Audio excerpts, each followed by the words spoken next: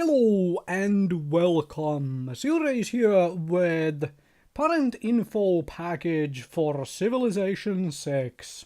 As mentioned in my channel info video, there will be one of these videos in the beginning of every single Let's Play I make, where I explain in this particular video what kind of a game it is in some rather simple terms and what various children can learn from the game.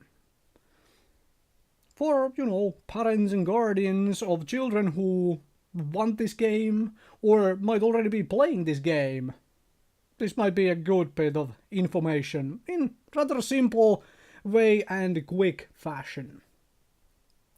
Civilization 6 is, Roman number 6 is I suppose you could call it the 6th game in the franchise. However, if you encompass Galactic Civilizations and other games with the civilization in its title, this is not the 6th game in the entire thing, but it's the Civilization 6 as it's called here. However, the game is grand strategy. You play as one of the many different civilizations available in the game, whether it is France or Germany or Norway or so forth. And you essentially rewrite history in a turn-based strategy game.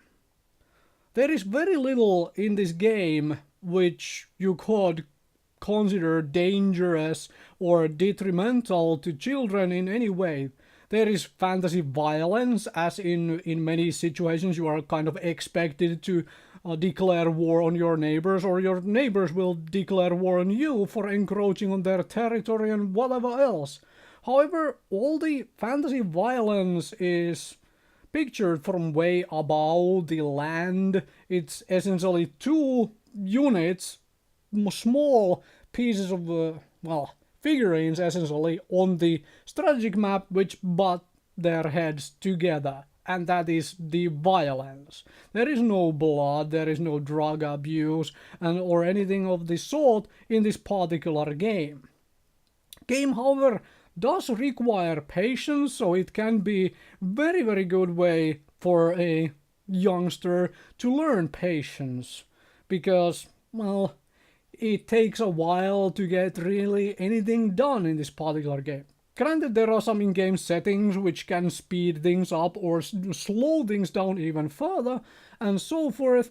However, it still requires patience. This is not the sort of an action game you just breeze through and, go about in a blitz-like frenzy. No, Civilization is not like that, really. There is much to be learned on this game, or from this particular game. You can learn quite a bit of history. The problem might be, though, that since you are rewriting history essentially while you play this game, you might get a little bit wrong idea.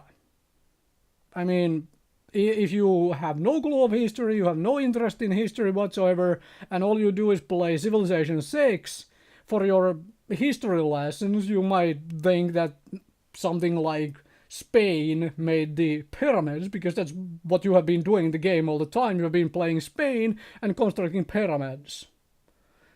Except that's not how actual history worked, but that might be maybe the slight detriment from this game. However, this game has the possibility to make everybody interested in history, because the game shows many of the great wonders of the world, hanging gardens, pyramids as I mentioned, and so forth and on and on. And if you get inspiration from a game to read something else, even if it's reading it from Wikipedia or wherever else you have access to this historical information in the real world, then that is good, because it teaches you things. And so I highly recommend Civilization 6 for anybody who wants to purchase it for their children, because there is frankly no really bad reason to not buy it. There are, from my point of view, only positives to this game as a recommendation for, growing children and youngsters and even adults. You can learn a whole lot by watching somebody play this or even playing it with your child. It can be a very interesting experience to construct those wonders which you might not even know existed, and then with your child go and read it up. Where was this wonder actually in the world? Who created it? Where was it found? So on. Can teach everybody a whole lot. Thank you very much for watching. Hopefully this was helpful.